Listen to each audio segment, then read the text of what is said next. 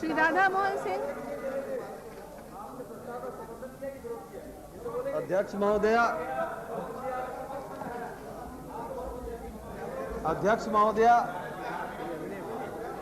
मैं आपके प्रति आभारी हूं कि आपने इस विषय पर मुझे बोलने के लिए अवसर दिया। इसके साथ ही मैं अपने उस मित्र के प्रति भी आभार प्रकट करना चाहूंगा जिस मित्र के कुकर्मों के कारण आज हमारा बिहार पूरे देश विदेश में और इस सदन में भी चर्चा का विषय बना हुआ है। महोदया, अभी मेरे पूर्व के मित्र बोल रहे थे, कोर्ट की चर्चा कर रहे थे। पटने में बाढ़ आई थी और जब लोग हित याचिका दायर की गई तो पटना के हाई कोर्ट ने कहा था कि पटना में बिहार में जंगल राज है। बिहार में जंगल राज है ऐसा कहना बिहार के अपराध और अपराधियों को खिल्ली उड़ाने जैसा लगता है, क्योंकि जंगल का भी अपना एक राज होता है, उसका कानून और कायदा होता है। लेकिन बिहार राज्य के अंदर न तो कोई कानून है न कायदा है। आज बिहार के अंदर 4 सरकारें चल रही है। एक सरकार नहीं 4 सरकार चल रही है। पहली सरकार बिहार के एक बड़े भूभाग में उग्रवादियों की चल रही है। अब उग्रवादियों की कैसी सरकार चल रही है? भारत सरकार के संचार मंत्री यहाँ नहीं है, उनको पता होगा। ये एक जिला है पलामू। दूरसंचार विभाग ने 235 स्थानों पर दूरसंचार सेवा का विस्तार किया। आप जाके बोलिए और उसके बाद उग्रवादियों ने उनको ध्वस्त किया, नहीं चलने दिया।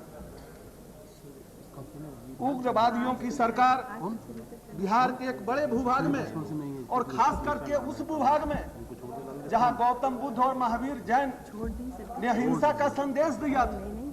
पटना, गया, नालंदा के इलाके जहां से पूरे विश्व को अहिंसा का संदेश मिला, आज वही इलाका उग्रवाद की चपेट में है। महोदया, नक्सलियों ने पिछले कुछ वर्षों के अंदर इन इलाकों में, सिर्फ उन इलाकों में जहां महात्मा बुद्ध और महावीर ने उपदेश दिया था, 87 राइफलें पुलिस की छीन ली। पब्लिक की नहीं, पुलिस की 87 राइफलें, 5 बंदूकें और 3 रिवॉल्वर थाने से छीन कर ले गए। एक बड़े भाग में उग्रवादियों की सरकार, और जो बाकी बचा वहां अपराधियों की सरकार।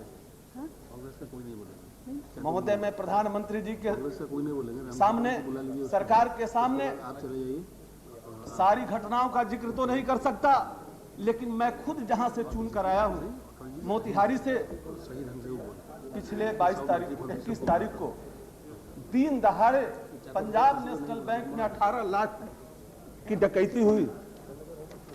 जो डकैती हुई, मैं अपनी ओर से कुछ नहीं कहूंगा, बिहार के तमाम समाचार पत्रों में छपी है बात,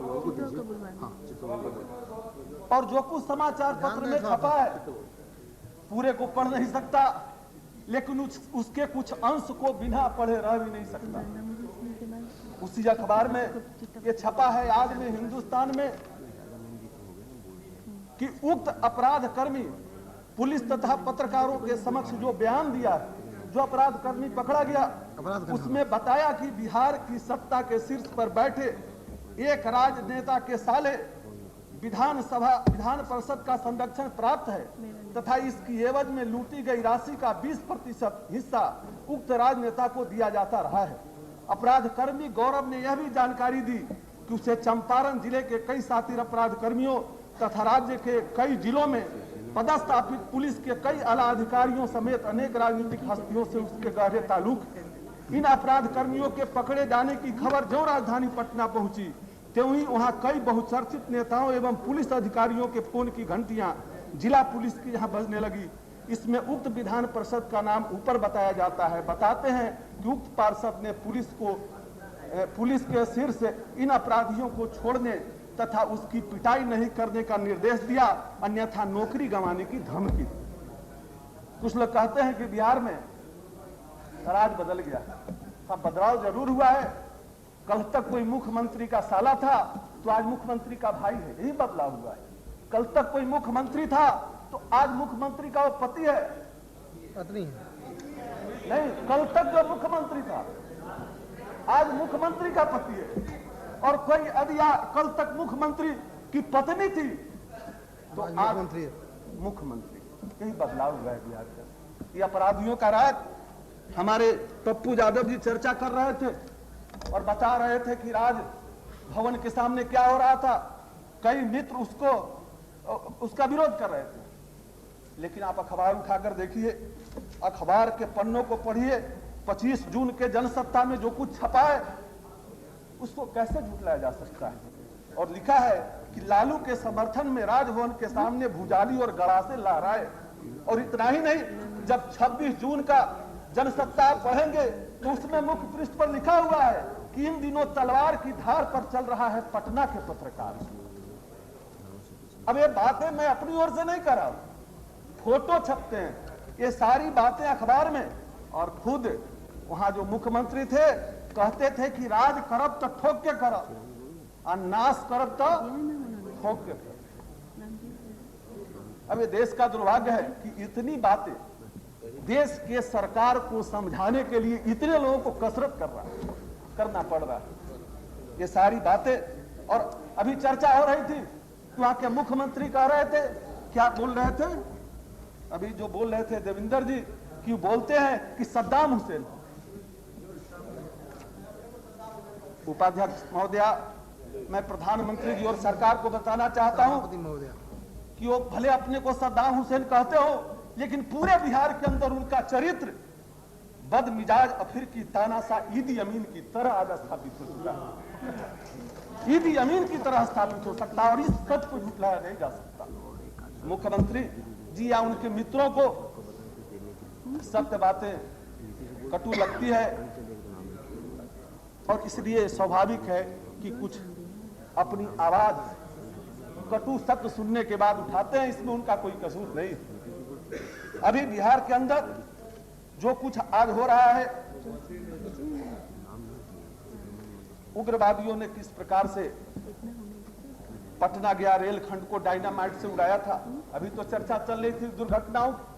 लेकिन देश में ऐसे बहुत कम हिस्से हैं जहां पर डायनामाइट से रेल लाइन को उड़ा दिया जाए। आजादी की लड़ाई जब लड़ते थे, गुलामी के दिनों में जो काम करते थे, वो काम बिहार के अंदर। अभी रामविलास जी और शरद जी गए थे, सीतामढ़ी गए थे, और जो घटना हुई उसका वर्णन आया।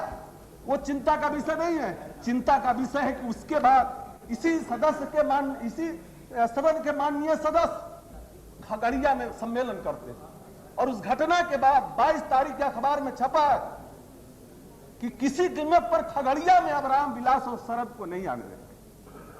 और ये ऐलान चल रहा है। प्रधानमंत्री जी भी यदि खिलाफ में बोलेंगे तो इसी प्रकार का बिहार में ऐलान होने वाला है कि प्रधानमंत्री को भी नहीं घुसने देंगे। मुझे संदेह है कि शायद इस भय से तो प्रधानमंत्री कुछ कदम उठाने से तो नहीं डरते। यदि डरते हैं तो ये देश का दुर्भाग्य तो है, उस प्रधानमंत्री कुर्सी का भी दुर्भाग्य कि इस प्रकार का कोई ऐलान करे, इस प्रकार की कोई मानसिकता बनाए कि हमारे खिलाफ कोई यदि बोलेगा तो हम अपने इलाके में नहीं आने देंगे। फिर इस आजादी का क्या अर्थ है।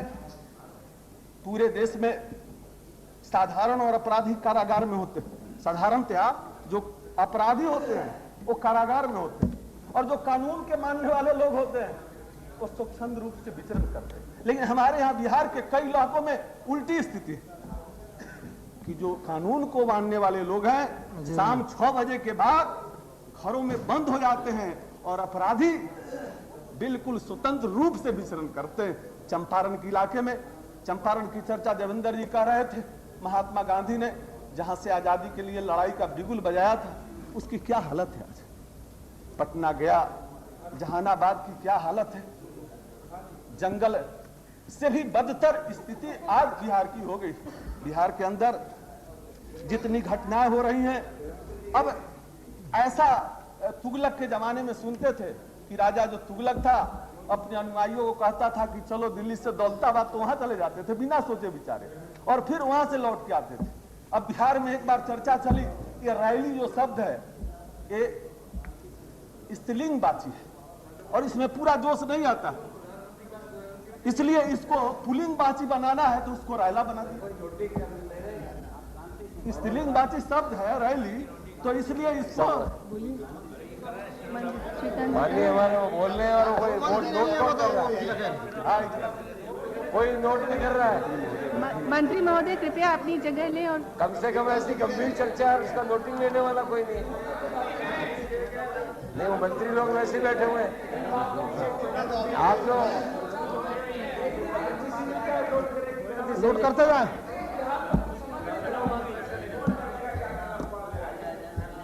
तो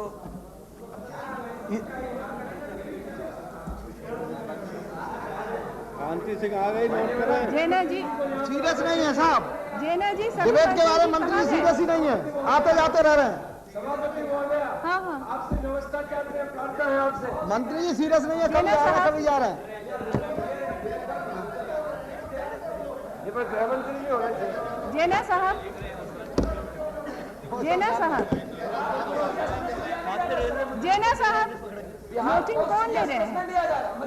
आप बैठिए, नोटिंग कौन ले रहे हैं? अब शुरू किया उन्होंने, अभी शुरू किया है। पहले से मंत्री चुपचाप बैठे थे, अभी शुरू किया उन्होंने। चलिए शुरू कीजिए।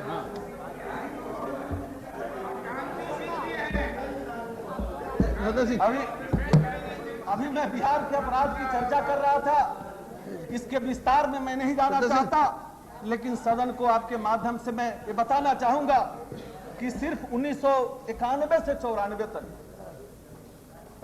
जो रिपोर्ट थी, जो अखबारों में भी छपे, जो गृह मंत्रालय को भी रिपोर्ट आए थे, 4 वर्ष के अंदर बिहार के अंदर 30,000 हत्याएं हो चुकी थी। मैं 91 से 94 की बात कर रहा हूं, उसके बाद एक क्रम बढ़ा है, 4 वर्षों के अंदर 30,000 हत्याएं, 10,000 से अधिक अपहरण। अपहरण बिहार के अंदर एक प्रकार की इंडस्ट्री बन गई।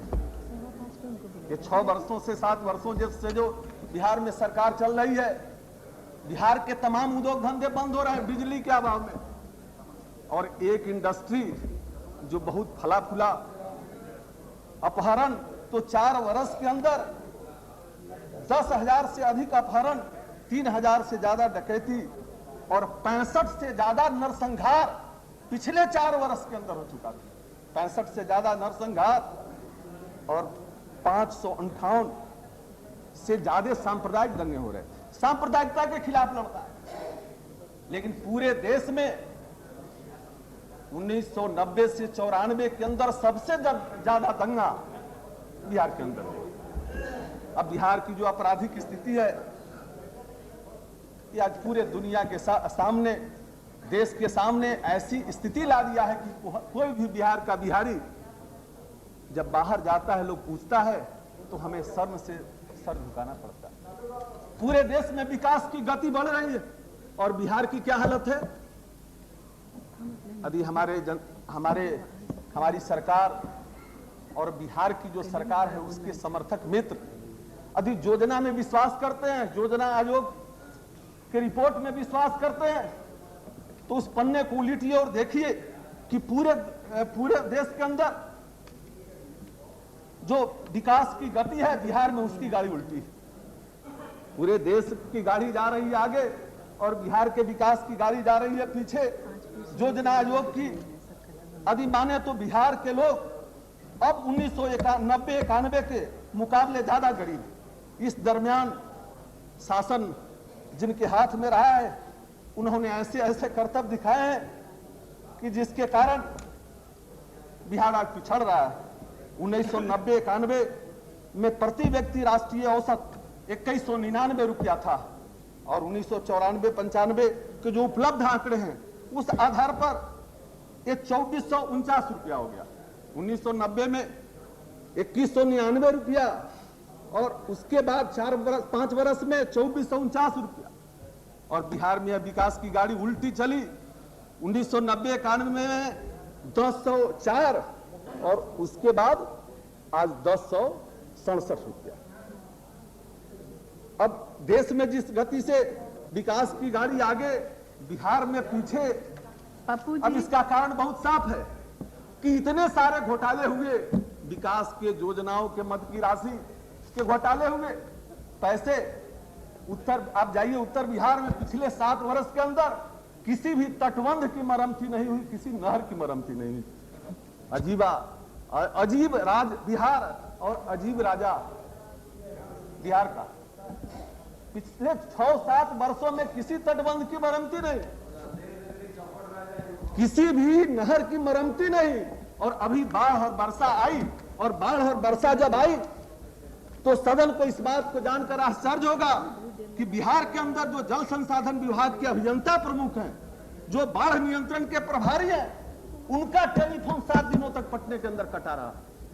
बाढ़ नियंत्रण विभाग की गाड़ियां जब सड़क पर आती थी तो विधि व्यवस्था के लिए उन गाड़ी को ले लिया जाता था। तटबंध को देखने के लिए जब गाड़ी चलती थी तो उस गाड़ी को विधि व्यवस्था में लगाया जाता था। तटबंधों के कटाव, उसकी रक्षा करने का कोई उपाय नहीं। 7 दिनों तक जो बाढ़ नियंत्रक हैं उनका टेलीफोन कटा रहता है।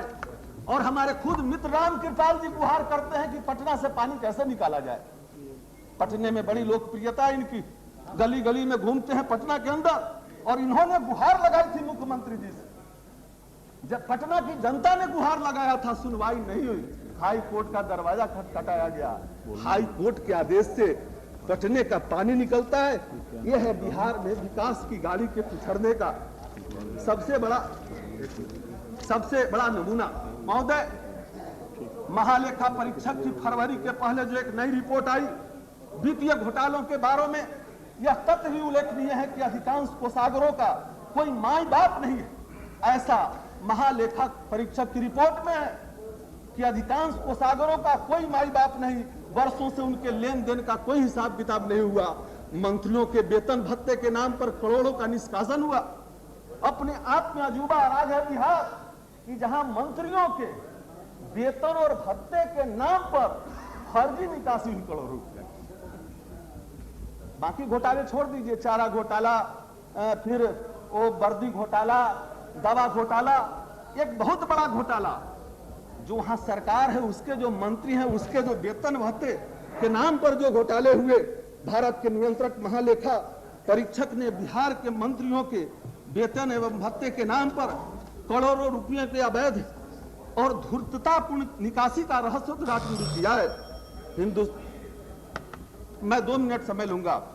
10 बार प्रतिवेदन में 5 विभागों पर 1,76,00,000 रुपया गमन करने तथा 4 विभागों पर जाली आवंटन पत्र के आधार पर 65,87,000 की फर्जी निकासी का आरोप लगाया गया है। महोदय, 1996 के लेखा परीक्षक प्रतिवेदन में उक्त मद में यानी मंत्रियों के वेतन भत्ते के मद में वर्ष 1992 से 1996 के बीच 12 मंत्रियों के विभागों द्वारा पटना सचिवालय कोषागार से 1,75,00,000 रुपये की बजट अधिवेशन के बजट के विरुद्ध में 6,25,00,000 रुपए की निकासी की गई। बजट आवंटन था 1,75,00,000, निकासी हुआ 6,24,00,000 मंत्रियों के वेतन भत्ते में सिर्फ 12 विभाग। अब आंकड़े भारतीय जनता पार्टी की ओर से नहीं दी जा रहे हैं,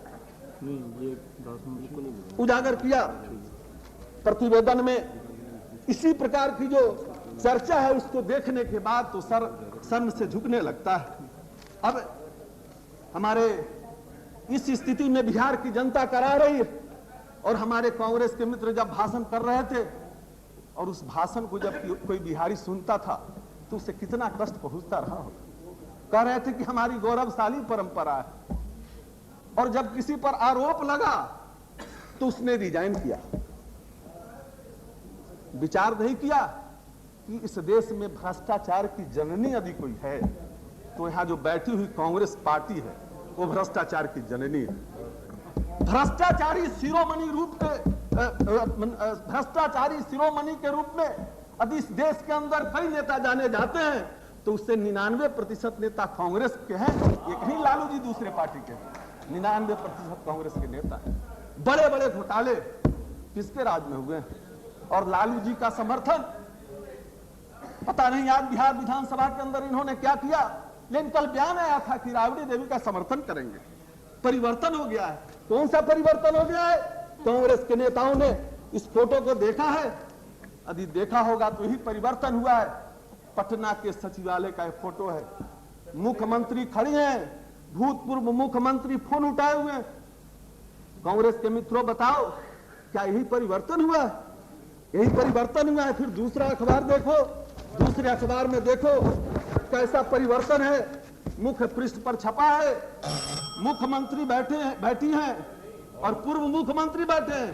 फोन आता है, पूर्व मुख्यमंत्री फोन उठाते हैं, फिर रिसीवर को बंद करते हैं और बोल रहे हैं कि क्या जवाब देना है। यही परिवर्तन हुआ है। आपको विचार करना पड़ेगा। आप जिस रास्ते पर चल रहे हैं, आज बिहार से एक प्रतिनिधि आपके हैं, यदि यही रास्ता रहा तो बिहार में रहा न कोई रोवन आ रहा। बिहार में आपका सफाया होना है। माननीय अध्यक्ष जी, मैं प्रधानमंत्री जी से निवेदन करना चाहूंगा आपके माध्यम से, भ्रष्टाचार के खिलाफ बार बार बोल रहे हैं, सदन में स्वीकार कर रहे हैं कि जो सीबीआई है वो जो कुछ कर रहा है उनके निर्देशन में कर रहा है।